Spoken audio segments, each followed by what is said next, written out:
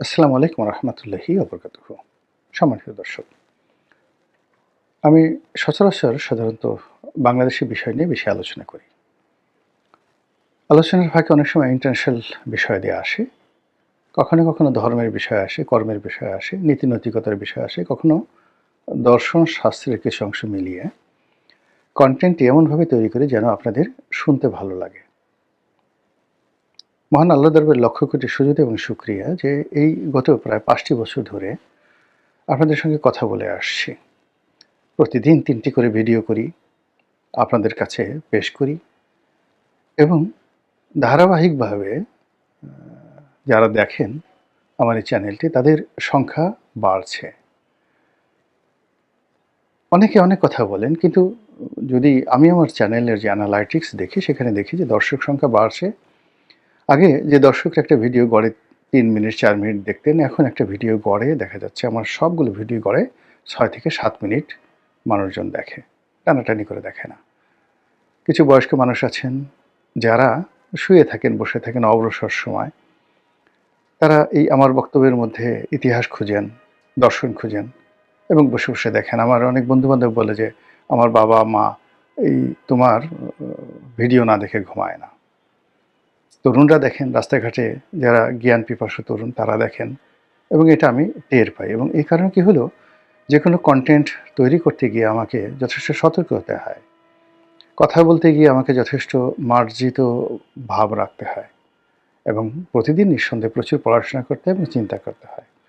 ধরুন ৩টে ভিডিওতে গড়ে যদি ৪৫ মিনিট আমি কথা বলি, তাহলে এই ৪৫ মিনিটে কতটি শব্দ উচ্চারিত হয় একবার একটু চিন্তা করুন। এবং এই শব্দ যদি গতকাল যেগুলো বলি, একই কথা, একই শব্দ, একই জিনিস যদি বলি, আপনারা কেউ শুনবেন না। এটার যে ভ্যারিয়েশন, নতুনত্ব আনা, এটা আল্লাহর একটা রহমত। আল্লাহর রহম না করলে আমি এটা পারতাম না। এজন্য আল্লাহর দরবারে শুকরিয়া জানাচ্ছি। আজকে বাংলাদেশের বিষয় নিয়ে আলোচনা করব সবার শেষে, কিন্তু তার আগে পৃথিবীতে যা কিছু ঘটছে, দুটো যুদ্ধ। একটি যুদ্ধ দীর্ঘদিন ধরে চলছে, ইউক্রেন যুদ্ধ, যার ফলে আমাদের অর্থনীতি তছনছ হয়ে গেছে এবং শেখ হাসিনার পতনের জন্য বাংলাদেশের ব্যাংক বিমা বাণিজ্যের জন্য যে ক্ষয়ক্ষতি হয়েছে তার পিছনে রাশিয়া ইউক্রেন যুদ্ধ অনেকাংশে দায়ী। ইউক্রেন থেকে গম আসতো, ইউক্রেন থেকে অন্যান্য খনিজ আসতো এবং তুলা আসতো এবং একই সঙ্গে এই ইউক্রেনের কারণে পশ্চিমা দুনিয়ার সঙ্গে এবং চীনের সঙ্গে আমাদের যে বাণিজ্য, সেই বাণিজ্য অনেকগুলো ব্যারিয়ার তৈরি হয়ে গেছে।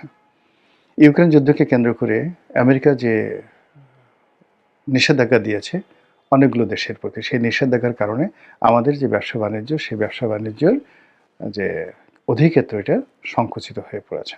এখন সেই ইউক্রেনের যুদ্ধ চূড়ান্ত পর্যায়ে। সমস্ত আন্তর্জাতিক পর্যবেক্ষক যারা বলছেন, এই ইউক্রেন যুদ্ধকে যারা কভার করছেন, তারা সবাই মোটামুটি নিশ্চিত যে এই যুদ্ধে রাশিয়া জয়লাভ করতে যাচ্ছে। আর ইউক্রেনের একটি বিরাট অংশ রাশিয়া তাদের নিজেদের মতো করে, নিজেদের তাবেদার লোকদের দ্বারা তারা স্বাধীন থাকবে নামকা অবস্থায়, কিন্তু এটি অনেকটা সেই এখন যে সিআইএস কান্ট্রিগুলোর মধ্যে যেমন অনেকগুলো যেমন আজারবাইজান আছে।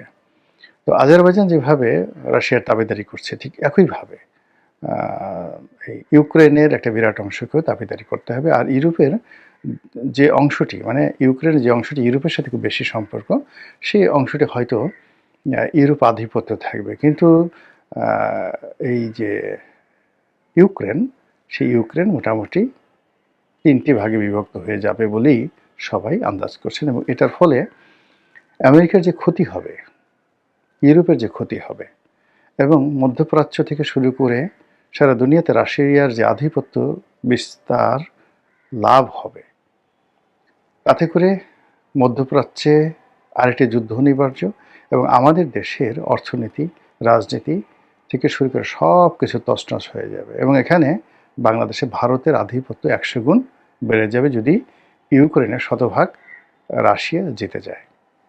বাংলাদেশ কিভাবে কি হবে যদি জিতে যায়, এখানে এই পর্যন্ত রেখে আমরা দ্বিতীয় পার্টে আসি। ইউক্রেনের যুদ্ধের যে অনিবার্য পরাজয়, এই অনিবার্য পরাজয় থেকে মানুষের দৃষ্টি ঘুরিয়ে নেওয়ার জন্য আমেরিকা এই মুহূর্তে ইরানের সাথে একটি যুদ্ধ বাঁধানোর জন্য প্রাণান্ত চেষ্টা করছে। তারা বেশ কয়েকটি যুদ্ধজাহাজ, বড় বড় যুদ্ধজাহাজ, যেটা পারমাণবিক শক্তি চালিত, যেখানে কয়েক ডিভিশন সৈন্য থাকে। আমাদের এক একটি ক্যান্টনমেন্টে যে সৈন্য থাকে, একটা ডিভিশনে বাংলাদেশের সাধারণত 8,000 সৈন্য থাকে। তো এরকম এক একটা ডিভিশনের ইনচার্জ থাকেন একজন মেজর জেনারেল। কিন্তু মার্কিন যুক্তরাষ্ট্রের যে সকল নেভাল ফ্লিটগুলোতে 1 ডিভিশন 2 ডিভিশন সৈন্য থাকে, 10,000 12,000 সৈন্য থাকে, 16,000 সৈন্য থাকে। আপনি বোঝার চেষ্টা করুন সেই জাহাজগুলো কোন অবস্থায় আছে। আব্রাহাম লিঙ্কন, যে আব্রাহাম লিঙ্কন ওদের সবচেয়ে বড় যুদ্ধজাহাজ, সেই যুদ্ধজাহাজ এখন ভূমধ্যসাগরে। এবং আরেকটি যুদ্ধজাহাজ, যারা তাও প্রায় 1 ডিভিশন সৈন্য, সেই 1 ডিভিশন সৈন্য নিয়ে তারা হাইফা বন্দর, ইসরায়েলের হাইফা বন্দর পাহারা দিচ্ছে। এর বাইরে অসংখ্য গানশিপ এবং মধ্যপ্রাচ্যের যে বিভিন্ন তাদের ঘাঁটিগুলো রয়েছে আমেরিকান, সেই ঘাঁটিগুলোতে তারা তাদের নিরাপত্তা শক্তি জোরদার করেছে। এবং ডোনাল্ড ট্রাম্প এরকম একটা ভাব দেখাচ্ছে যে তারা এক্ষুনি যুদ্ধ শুরু করবে, আবার অন্যদিকে ইরানকে ভয় দেখিয়ে তাদের সঙ্গে একটা সম্মানজনক নিষ্পত্তি করার চেষ্টা করছে। ইরান বসে নেই, ইরান একটি সর্বাত্মক যুদ্ধ করার ঘোষণা দিয়ে বসে আছে। এবং আশ্চর্য ব্যাপার হলো, এইবারে প্রথম ইরান খুব স্পষ্টভাবে বলছে যে তারা এইবার যদি যুদ্ধ হয়, সেই যুদ্ধটা কেবলই মাত্র মধ্যপ্রাচ্য, তুরস্ক এই সমস্ত এলাকাতে আমেরিকার যে ঘাঁটিগুলো রয়েছে সেখানে তাদের যুদ্ধ সীমাবদ্ধ তারা রাখবে না। এই যুদ্ধ তারা মার্কিন ভূখণ্ডে ছড়িয়ে দেবে। ইট মিনস তারা এমন ক্ষেপণাস্ত্র আবিষ্কার করে ফেলেছে বা তাদের হাতে এমন ক্ষেপণাস্ত্র আছে, অথবা চীন অথবা উত্তর কোরিয়া অথবা রাশিয়া ইতিমধ্যে তাদের কাছে এমন ক্ষেপণাস্ত্র দিয়েছে যেটি ইরানের ভূখণ্ড থেকে সরাসরি হোয়াইট হাউস বা পেন্টাগনে আঘাত হানার মতো ক্ষমতা রাখে। এখন হয় কি, সামরিক শক্তি এরকম একটি বিষয় এবং এটা ট্রান্সফর্ম হয়। ইরানের যে ড্রোনগুলো এখন পৃথিবীর সবচেয়ে সেরা ড্রোন, এমনকি রাশিয়ার ড্রোন কিংবা আমেরিকার ড্রোনের চাইতেও ইরানের ড্রোনগুলো সবচেয়ে ভালো। ইরানের যে গানশিপগুলো রয়েছে, মানে ছোট ছোট স্পিডবোটের মতো যুদ্ধজাহাজ, এই যুদ্ধজাহাজগুলো এত দ্রুত চলে 200 নটিক্যাল মাইল বেগে। ক্যান ইউ ইমাজিন 200 নটিক্যাল মাইলে কত কিলোমিটার বেগে হয়? দুই চোখে দেখতে পাবেন না। মানে ফেরারি গাড়ি যত জোরে চলে তার চেয়ে জোরে চলে, অনেকটা প্লেনের মতো গতি নিয়ে এত দ্রুত গতিতে চলে যে ওই যে পেরিস্কোপ থাকে, সাবমেরিনের যে পেরিস্কোপ থাকে, কিংবা ওই যে বড় আব্রাহাম লিঙ্কনের মতো জাহাজের যে যাকে বলে রাডার সিস্টেম থাকে, সেই রাডার সিস্টেম এটা ধরতে পারে না এবং সেখানে গিয়ে তারা আস্তে গিয়ে জাহাজ ফুটে করে দিয়ে চলে আসে। এই প্রযুক্তি এত দ্রুতগামী গানবোট আর পৃথিবীর কেউ তৈরি করতে পারেনি। তাদের যে সৈন্যবাহিনী রয়েছে, রিজার্ভ ফোর্স, নিয়মিত বাহিনী, বেসামরিক বাহিনী, সব মিলিয়ে এই মুহূর্তে 20 লাখ লোক, মানে 2 মিলিয়ন পিপল ইরান, তারা অস্ত্র হাতে যুদ্ধ করার ক্ষমতা রাখে। একই সঙ্গে সিরিয়া, লেবানন, তারপর ইয়ামেন, মিশর, লিবিয়া, পুরো মধ্যপ্রাচ্য অন্তত 100টি স্টেশন রয়েছে, ঘাঁটি রয়েছে, যেখানে যোদ্ধারা, প্রক্সি যোদ্ধা, ইরানের প্রক্সি যোদ্ধারা তারা দিন রাত আমেরিকার বাহিনীকে তটস্থ করছে এবং যারা ইরান বিরোধী শক্তি রয়েছে তাদেরকে তটস্থ করছে। এবং সেই যুদ্ধ এখন 99.99% পর্যায়ে পৌঁছে গেছে। যে কোনো দিন যুদ্ধ লাগার সম্ভাবনা রয়েছে। ইরান সরকারের সাথে আমার যাকে বলা হয় ওদের ওই যে তেহরান রেডিওর একটা অনুষ্ঠানে আমার যাওয়ার কথা ছিল। তো তারা বেশ নেবে আমাকে ওখানে, মানে এই আপনাদের কন্টেন্ট তৈরি করার জন্য সেখানে যাব। তো সেক্ষেত্রে তারা বলার চেষ্টা করছে যে এই যুদ্ধটার বোধহয় যে কোনো সময় লেগে যেতে পারে, এরপরে আপনি আসুন।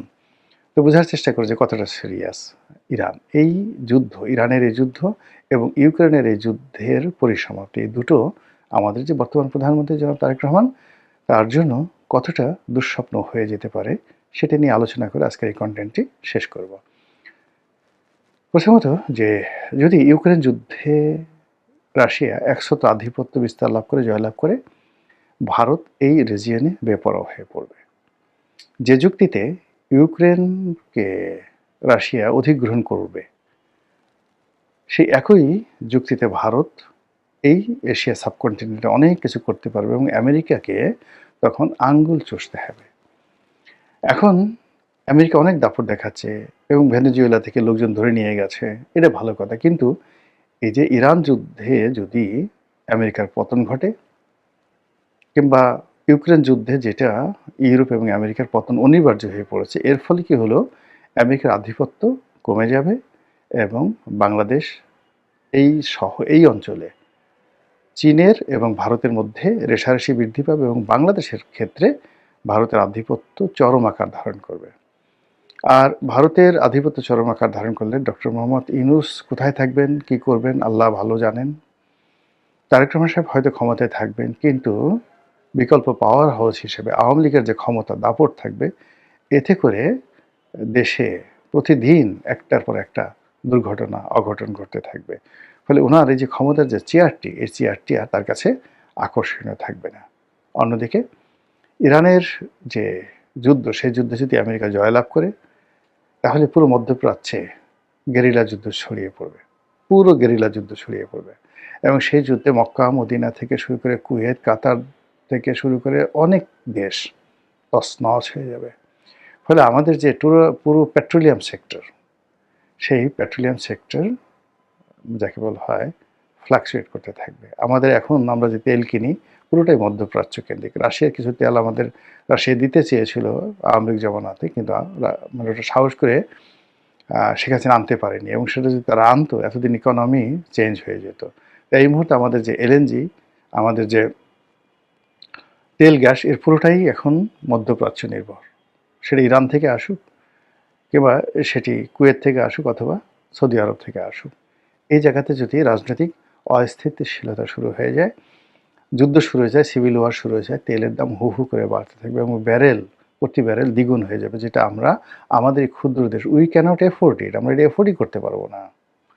ফলে নতুন প্রধানমন্ত্রীর জন্য এটি দুঃস্বপ্নে পরিণত হবে। আর অন্যদিকে যদি আমেরিকা পরাস্ত হয়ে যায়, অর্থাৎ ইউক্রেনে যেভাবে পরাস্ত হয়েছে, আমেরিকা এবং ইরানের যে যুদ্ধ, সেই যুদ্ধে পরাজিত হয়ে যায়, ইসরায়েলের যে আধিপত্য, এটি যদি নষ্ট হয়ে যায়, তাহলে এই সরকারের সাথে যে ডিপ স্টেট পলিসি যে রিলেশন আছে, খলিলুর রহমান এবং গং, তাদের যে এই সরকারের উপর আধিপত্য রয়েছে, এটি উঠে যাবে। এটি উঠে যাওয়ার ফলে আমেরিকার আশীর্বাদ যদি তারেক রহমানের উপর দিয়ে উঠে যায়, আর ভারতের আশীর্বাদ যদি 50-50 বিএনপির উপর এবং আওয়ামী লীগের উপর ভাগাভাগি হয়ে যায়, বুঝতে পারেন সেক্ষেত্রেও জনাব তারেক রহমান সাহেবের যে মানে স্বপ্নবাসর, এটি তছনছ হয়ে যাবে। আল্লাহ এই উভয় সংকট থেকে আমাদের দেশ এবং জাতিকে রক্ষা করুন। আসসালামু আলাইকুম ওয়া রাহমাতুল্লাহি ওয়া বারাকাতুহু।